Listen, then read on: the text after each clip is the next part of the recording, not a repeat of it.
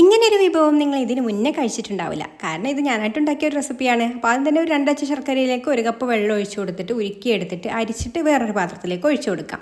ഇനി ഇതിലേക്ക് ഒരു 1/2 ടീസ്പൂൺ ഏലക്കാപ്പൊടിയും 1 ടീസ്പൂൺ നെയ്യും ചേർത്തിട്ട് ഒന്ന് തിളപ്പിച്ചെടുത്തതിന് ശേഷം ഒരു 1/4 കപ്പ് അരിപ്പൊടി കൂടെ ചേർത്ത് കൊടുത്തിട്ട് നന്നായിട്ടൊന്ന് ഇളക്കി വറ്റിച്ചെടുക്കണം. ഇനി ഇതാ ഇതിലേക്കൊരു 1/2 കപ്പ് ചക്ക വരട്ടിയതാണ് കേട്ടോ ചേർത്ത് കൊടുക്കുന്നത്. അപ്പോൾ ഞാനിവിടെ കഴിഞ്ഞ വർഷം ചക്ക വരട്ടി ഇതുപോലെ ബോട്ടിലാക്കിയിട്ട് ഫ്രിഡ്ജിൽ സൂക്ഷിച്ച് വെച്ചതായിരുന്നു. അപ്പോൾ അതും കൂടി ചേർത്ത് കൊടുത്തിട്ട് ഒട്ടും കട്ടകളൊന്നുമില്ല, നന്നായിട്ട് ഇതുപോലെ ഒന്ന് ഡ്രൈ ആക്കി എടുത്തിട്ട് ഫ്ലെയിം ഓഫ് ആക്കി ചൂടാറാൻ വേണ്ടി മാറ്റി വെക്കാം. ചൂടാറി വന്നതിന് ശേഷം ഇതിൽ നിന്ന് കുറേശ്ശെ എടുത്തിട്ട് ഇതുപോലെ ഒരു വാഴയിലയിൽ നന്നായിട്ട് നല്ല തിന്നായിട്ട് തന്നെ ഒന്ന് പരത്തി കൊടുക്കുക. എന്നിട്ട് ഇതിൻ്റെ മുകളിൽ കുറച്ച് തേങ്ങ ചിരവിയതും ഇതുപോലെ ഒന്ന് വെതറിട്ട് കൊടുത്തതിന് ശേഷം അതും ചെറുതായിട്ടൊന്ന് പ്രസ് ചെയ്ത് കൈ വെച്ചിട്ട് തന്നെ ഒന്ന് പ്രസ് ചെയ്ത് കൊടുത്തതിന് ശേഷം വേറൊരു വാഴയില ഇതിൻ്റെ മുകളിൽ വെച്ച് കൊടുത്തിട്ട് ചൂടായിട്ടുള്ള പാനിലേക്ക് വെച്ച് കൊടുക്കാം.